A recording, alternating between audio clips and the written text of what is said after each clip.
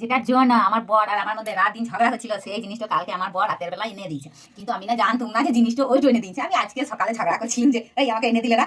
তারপরে আমি দেখছি ঘরে এনে এটা রেখেছে। এবার আমি জানি না যে জিনিসটা এটা ওইটাই বটে।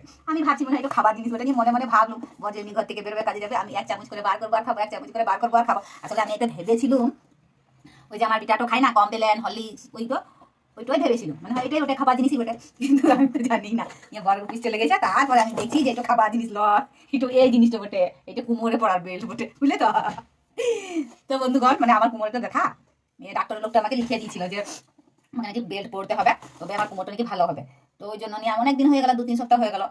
ওই ওষুধ দোকান যেখানে ওষুধ সেখানে নাই। নিয়ে ওই লোকটা বলছে আনবো, আজ আনবো, কাল আনবো, আজ আনবো, কাল আনবো। নিয়ে ওই রকম নিয়ে আমি আমার বরকে বকতুম, নিয়ে কালকে আমাকে নিয়ে দিলে। আর আমি প্রথমে যখন দেখলাম তখন আমি ভাবলুম যে এই জিনিসটা খেয়ে মানে খাবার জিনিস, এই যে ছবিটা দেখাইছে এই জিনিসটা খেলে মনে হয় যে পেট মোটাইছে, ওইটুখানি ছোটো হবে, বুঝলে তো। যে যাতে দেখো না দেখাইছে এইটুকু এরকম করে লাগাও, এই জিনিসটা খাও, তাহলে তোমার পেটে চর্বিগুলো কমে যাবে, এরকম বলে নাই। তা আমি প্রথমে ওটাই ভেবেছিলাম। তারপরে খুলে দেখছি বা খাবার জিনিস কই, তখন দেখছি এই জিনিসটা বটে।